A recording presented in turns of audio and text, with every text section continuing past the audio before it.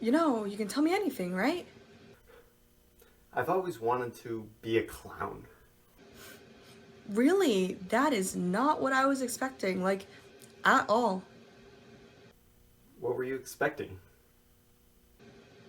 I don't know, maybe a murder confession or something? Not that you wanted to be a professional clown? Well, I'm pretty serious about the whole thing. My career means a lot to me. Well, I feel like there was something else on your mind that you wanted to tell me about. Well, yeah. Is it about paying for clown college?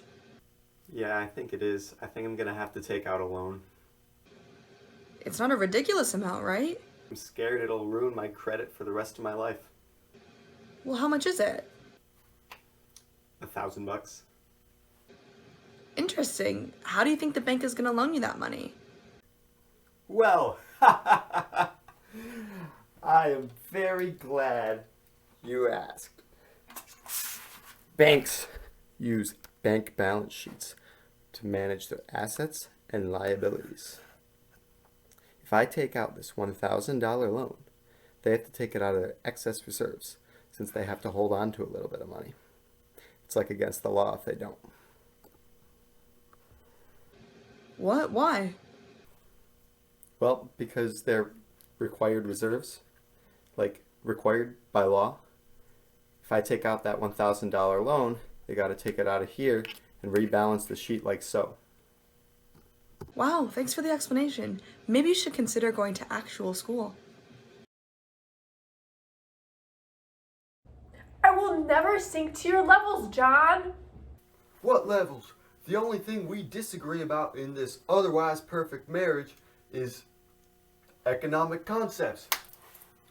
Listen, I just don't understand why you think the government inserting itself and interfering during economic crises like a recession is acceptable. Clearly, that won't work.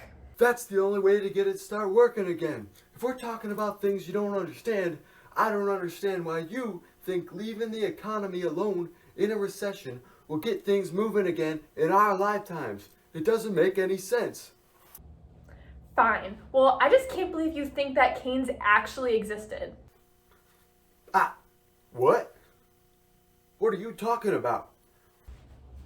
Yeah, how do you even think that? You know, he's never existed at all. I don't know what you're talking about when you bring up whatever Keynesian economics is. Oh, come on, you can't just gaslight me whenever you're losing an argument. I am not gaslighting you. Alright, fine. I'm leaving you. Talk to me when you stop being so emotionally abusive. I'm out. You know what? Fine.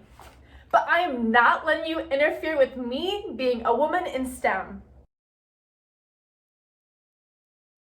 It's just stressing me out. Being a professional clown means so much to me. I don't know if I can empathize with you here. Is there anything like Alcoholics Anonymous, but for aspiring clowns? Oh, Aspiring Clowns Anonymous? Listen, I'm just trying to help. Frankly, I'm an underpaid and underemployed 20-something-year-old starving artist with a weird toothache that won't go away. Aren't you, gonna see someone about that?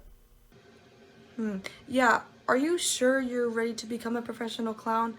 Because I feel like that career isn't exactly going to prepare you for the cost of an uninsured dentist's appointment. Well, you see, that's what I'm stressed about. What if I attend clown college every single day like I'm supposed to, and I get nothing out of it? I'll be clowned on by my own classmates and the school. I don't really think that's how... We clowns are destined to fail in this economy. What if I don't become employed? I should take my money back. No offense, but what if I become unemployed like you? For the love, none taken. You do know that our country of Irvine, California doesn't count underemployed workers in its Phillips curve, right? What in the fire truck? Red nose clown nose is the Phillips curve? In our country of Irvine, California, the Clifford government measures unemployment rate and inflation rate on a graph like this called the Phillips curve. Inflation rate is on the y-axis, while unemployment rate is on the x-axis. Okay, and what does that have to do with you being a discouraged, starving artist? Well, it's because your assumption that underemployed workers are counted as unemployed ones in the Phillips curve was wrong. They're not. They're just probably suffering from expensively untreatable toothaches like me somewhere. So the Phillips curve isn't exactly affected by starving artists, seeing as I technically do still have a job. I'm just not working the hours I want to be working. You want to know what's affected by you being a starving artist? What? Probably your tooth. Maybe a dentist. Okay, thank you. If you couldn't tell, I've just given you a great lesson in economics. Yeah, and I've just given you a great lesson about dental hygiene. Have you considered flossing twice a day?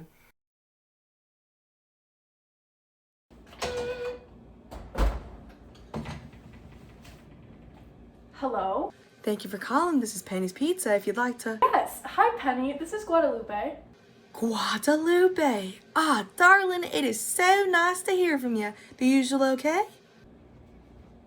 Actually, I made you an oven because I am a woman in STEM, and I thought you'd like one.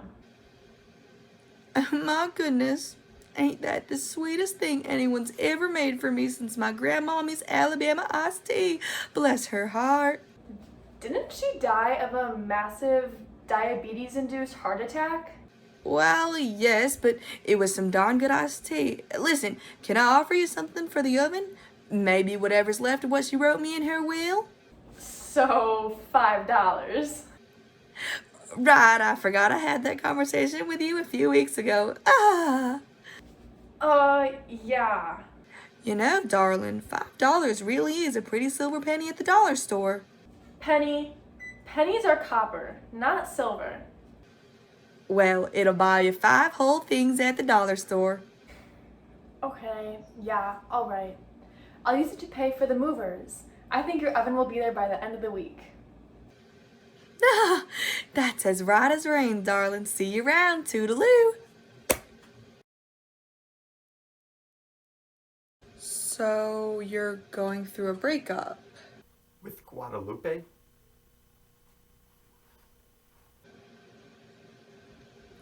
John, would you like us to order you another pizza? Yeah, that would be great. Okay. Have fun. I miss her. The pizza? My wife, you clown. Hey, that. I didn't mean it as a compliment. Yeah, I miss the pizza too. It was good while it lasted. Kind of like your mom. If you say my marriage, I will not hesitate to. I was gonna say your. Actually, never mind.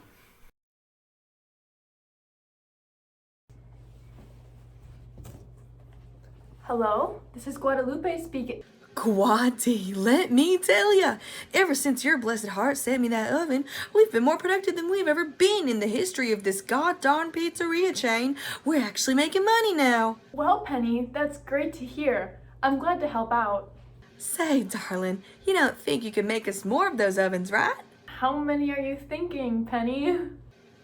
Well, darn it, I was thinking maybe 1,000,000. I can't make all of those alone. Well, what about that lover boy who lives with you? Jacob? Oh, John. Yes, Johnny, that sweet soul, always ordering pizza. Anyway, why don't you have him help you? I think this will be the first business investment I'll ever be making. Yeah, then. I can get that done. Well, all right, that's great. Thank you so much. See you around, sweetums. Here goes nothing. Hello? John? It's me. Guadalupe? John, I'm sorry. I messed up really bad. But I think you might have also just imagined me gaslighting you. Why are you calling me? Didn't I walk out on you? Fine. I called you because I need you, John. I need you back in my life. And I need your help. Okay, with what? Penny's is making their first ever business investment. And I don't think I can make ovens on my own. Just because we're back together doesn't mean you get to pretend to enjoy the same bands that I do. You don't enjoy them as much as me. Fine, whatever. Just come back quickly, okay? We're making the technology of the future. It'll lead to higher productivity and eventually economic growth. What? I was just excited about getting paid. Guadalupe, don't you see? When we increase technology like this and increase productivity like this, it'll lead to more and more goods and services that are produced in this very nation, leading to a higher real gross domestic product over time, and a rightward shift of the long-run aggregate supply curve. Wow. Are you sure that's actually true and not just some Keynesian, Illuminati, anti-vaccination, crazy people propaganda you're reading off the internet? You really are the same after all these years. Do you think Penny's gonna actually use all of those ovens? Probably. If she does, maybe the president will call her or something. I don't know. She's single-handedly going to save our economy. Wow.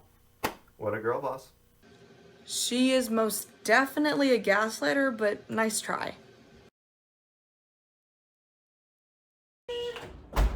And that's the last oven. Done. We did it, doggone it. We did. Hello? John and Guadalupe, this is Guadalupe speaking. Yes, Guadalupe, I've heard all about you in the news. What? I haven't left my apartment in weeks. John and I have been working around the clock to get all these pizza ovens done. Why is Channel 7 out on the front lawn?